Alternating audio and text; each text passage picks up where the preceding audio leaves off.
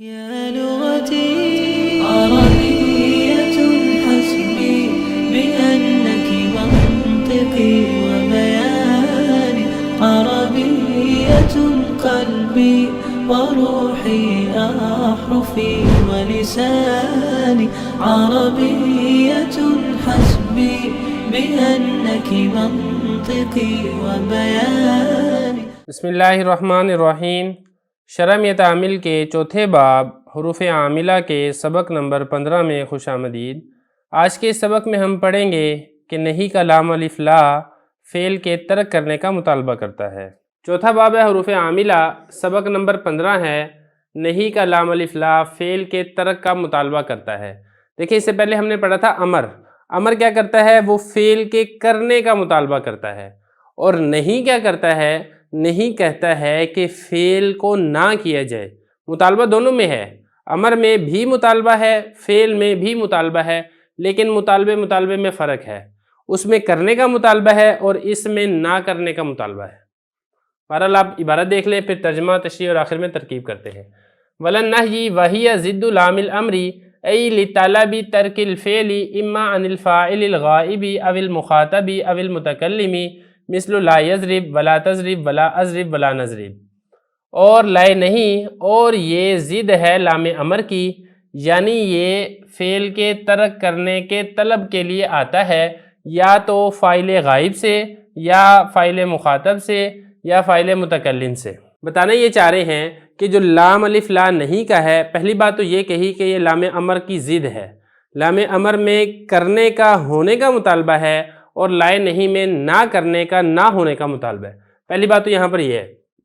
دوسری بات یہاں پر یہ کی گئی اے لطلب ترک الفعل، اس میں فعل کے ترک کرنے کی طلب ہوتی ہے۔ اس میں ہونے کی طلب تھی، اس میں کیا ہے؟ فعل کے ترک کرنے کی طلب ہوتی ہے۔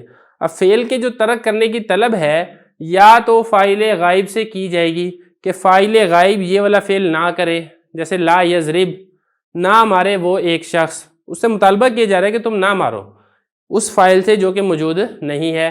یا اسی طریقے سے فاعل مخاطب سے فعل کے ترک کرنے کو طلب کیا جائے گا۔ لا تضرب، یعنی جو تم میرا مخاطب ہو، تم سے میں یہ مطالبہ کرتا ہوں کہ تم نہ مارو، تو مخاطب سے عدم فعل، ترک فعل کو طلب کیا جا رہا ہے۔ یا پھر متکلم، لا اضرب، میں اپنے آپ سے مطالبہ کر رہا ہوں کہ میں نہ ماروں۔ یا ہم سب اپنی طرف اپنے متعلق یہ مطالبہ کر رہے ہیں، اپنی ذاتوں سے یہ مطالبہ کر رہے ہیں کہ ہم یہ والا فعل نہ کریں۔ اس کو کہتے ہیں ترک فعل کو طلب کرنا۔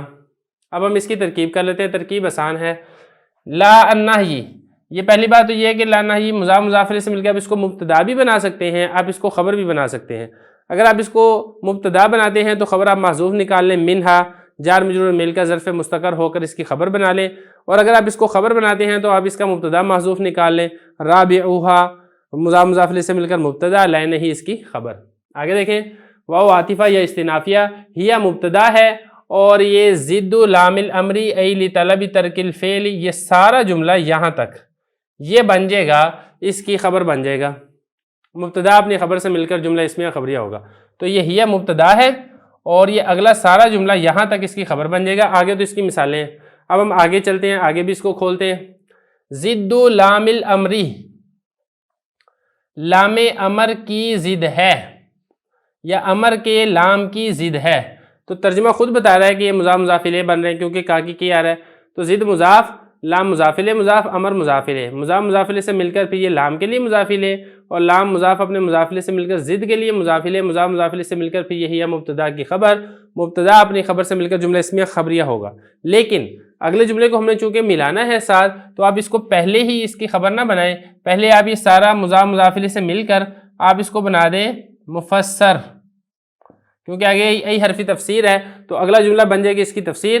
مفسر اپنی تفسیر سے مل کر پھر ہی مبتدا کی خبر، مبتدا اپنی خبر سے مل کر جملہ اسمیہ خبریہ، تو یہ بن جائے گا مفسر۔ ای حرف تفسیر ہے، لام حرف جر، طلب مضاف، ترک مضاف الیہ مضاف، فعل مضاف الیہ، مضاف مضاف الیہ سے مل کر پھر طلب کے لیے مضاف الیہ، اور پھر یہ اپنے مضاف مضاف الیہ سے مل کر لام جار کا مجرور بنے گا، جار مجرور مل کر پھر ظرف مستقر کے متعلق ہو کر پھر یہ بن جائے گا اس کی تفسیر۔ مفسر اپنی تفسیر سے مل کر مبتدا کی خبر، مبتدا اپنی خبر سے مل کر جملہ اسمیہ خبریہ ہوگا۔ اب ہم آگے بھی کھول لیتے ہیں اس کو، آگے کیسے کھول رہے ہیں؟ لطلب ترک الفعل، اس میں دیکھیں طلب آ رہا ہے، یہ جو طلب ہے، طلب مصدر ہے، طلب یطلب طلباً، طلب کرنا، اور مصدر آپ کو پتہ ہے شبہ فعل ہوتا ہے، اس کے متعلقات بھی ہوتے ہیں. تو آگے جو آپ کو حرف جر نظر آئے گا وہ جار مجرور مل کر آپ اس کو طلب کے متعلق کریں. جیسے ایک یہ ہے ان حرف جر ہے، بلکہ یہاں پر ایک ہی حرف جر ہے اور نہیں ہے. اب ہم نے کیا کرنا ہے، یہ جو اگلا جملہ ہے اس کو حرف جر کے واسطہ سے ہم نے طلب کے متعلق کر دینا ہے.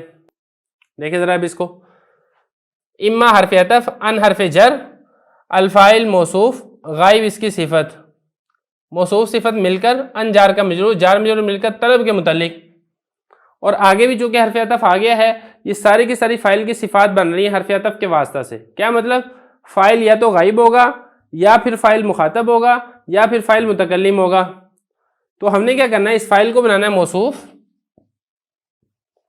اور غائب اس کی غائب بن جائے گا معطوف علیہ، واو حرف عطف، مخاطب بن جائے گا معطوف اول، اور متکلم بن جائے گا معطوف ثانی. تو معطوف علیہ اپنے دونوں معطوفوں سے مل کر فاعل موصوف کی صفت، موصوف صفت مل کر ان جار کا مجرور، جار مجرور مل کر پھر طلب کے متعلق ہوگا.